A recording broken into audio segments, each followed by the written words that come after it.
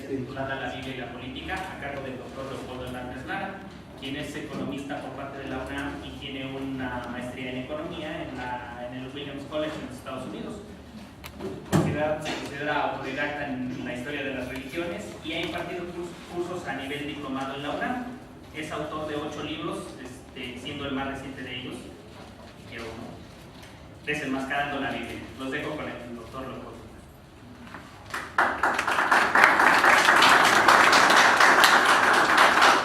Gracias, buenas tardes. No sé cómo hablar de Biblia y hablar de política es algo muy delicado. Desde luego no tiene nada que ver con los sucesos políticos del domingo pasado. Esta es otra cosa. Estamos hablando de la época bíblica, ¿sí? Adelante.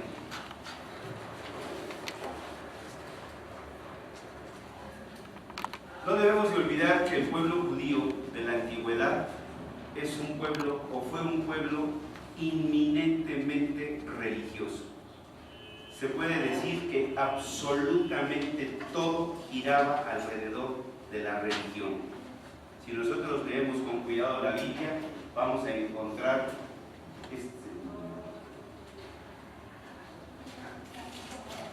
Si leemos con cuidado la Biblia, vamos a encontrar que todo esto está girando alrededor de la religión. Y desde luego, si estamos hablando de religión, la política tiene un solo nombre: teocracia. La teocracia es el centro de todo. ¿Qué es la teocracia? Ustedes lo saben, es una forma de gobierno en la que una persona se dice inspirada, guiada o encomendada por un Dios y desde ese punto de vista lleva a cabo su gobierno.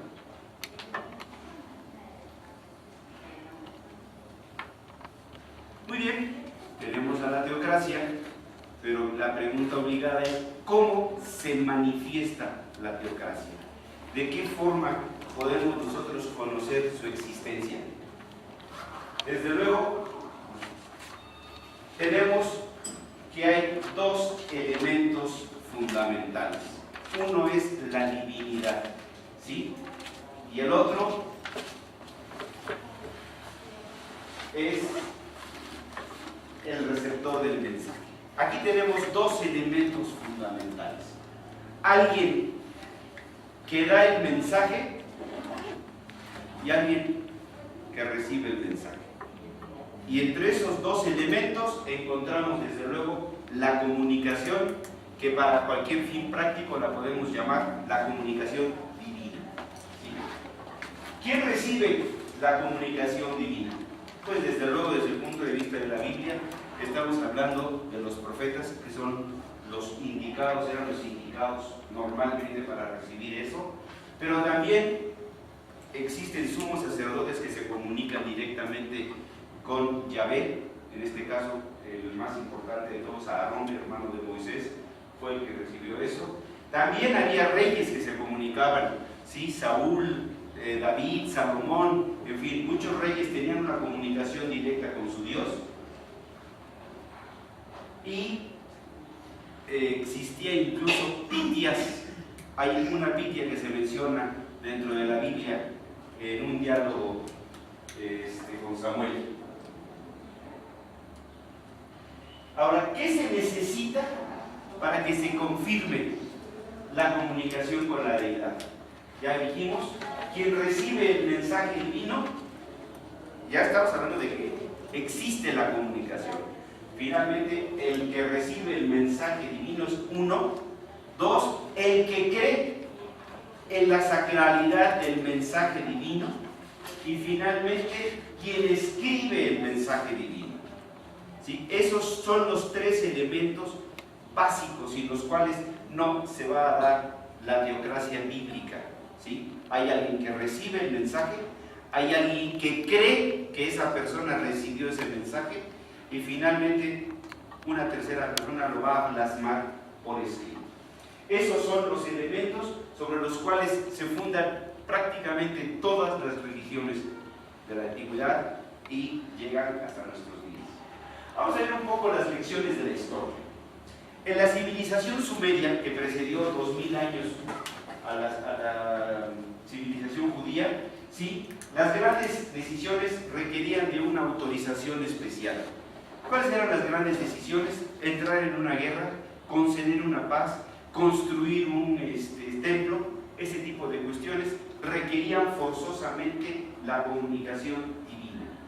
El ensi normalmente era el sumo sacerdote. El sumo sacerdote se iba a meter en el templo, iba a hacer sus oraciones, se iba a encerrar toda la noche y a la mañana siguiente, para sorpresa de todo el mundo, ya había recibido la comunicación divina. Y obviamente se encargaba de comunicarla de inmediato a todos los fieles de la religión sumeria.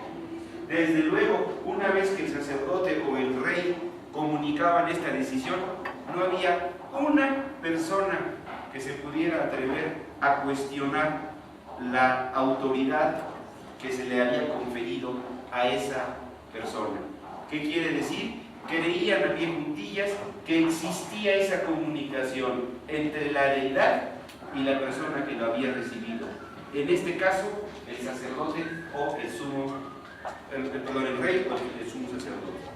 Es importante entonces que veamos una cosa. La comunicación divina existe oficialmente desde la civilización sumeria, ¿sí? Prácticamente, insisto, lleva por lo menos 2000 años de antigüedad al judaísmo. ¿Qué sucede con la civilización egipcia? También tan antigua como la civilización sumeria. Ahí la teocracia es por demás, le llamo yo, especial. La teocracia en la religión egipcia presenta características sui generis que prácticamente en ninguna cultura se volvió a presentar. Aquí lo importante es que el faraón es considerado Dios. Aquí ya ni siquiera estamos hablando de un intermediario. No es un humano común y corriente que está recibiendo la comunicación divina. No, es el mismo hombre, faraón, que se convierte en rey. ¿Cómo se maneja este concepto? Muy sencillo. En el momento de la concepción, en el momento en que papá faraón y mamá faraona tienen relaciones, ¿sí? Se supone que el dios Ra quita al faraón y el que va a penetrar a la faraona es el dios Ra, el más importante de los dioses, y por lo tanto su semen, ¿sí? Va a ser un semen divino. ¿Qué quiere decir? Que el que está naciendo en ese momento tiene características de divinidad. Insisto, ya no es mensajero, es el mismísimo Dios encarnado, gracias a esa fecundación dirigida directamente por Ra. El resultado, imagínense ustedes, si el faraón, siendo faraón, nada más con el poder terrenal, era omnipotente, ahora háganme el favor de agregarle en su lista de activos el tener el poder celestial, el ser Dios, ni siquiera hijo de Dios, Dios, simple y sencillamente. Lo van a heredar los romanos y le van a hacer una serie de modificaciones, pero los césares también se consideraban con características divinas. La civilización griega es absolutamente diferente a las otras dos, ¿sí? En primer lugar, el poder del sacerdote es marginal. Es quizás la única religión histórica en la cual el papel del sacerdote es absolutamente marginal. ¿Por qué? Porque el Señor no se comunicaba con los dioses. El Señor no recibía la iluminación divina ni la bendición. Simple y sencillamente el sacerdote griego es un magistrado, una persona que el gobierno le paga mensualmente durante un periodo determinado, no más de 2 años, para que el Señor funja como sacerdote. Ojo, no confundir con pitias, este es otro boleto. Estamos hablando de los sacerdotes. Y dentro de los sacerdotes había 2 sacerdotes que sí eran importantes, que eran los sacerdotes de Apolo, que eran los únicos que tenían características de toda la vida, de poder ejercer el sacerdocio durante toda su vida. Pero los demás eran magistrados que iban a hacer una serie de ritos para que todo el mundo estuviera contento, pero nada más. ¿Sí? A las Pitias, perdón, desde luego las Pitias es otro boleto totalmente diferente. Ellas sí reciben la comunicación con los dioses, ellas sí están en contacto con él, pero para no correr el riesgo de equivocarse, se toman una pequeña molestia. Todos los mensajes de las Pitias van a ser así medio confusos.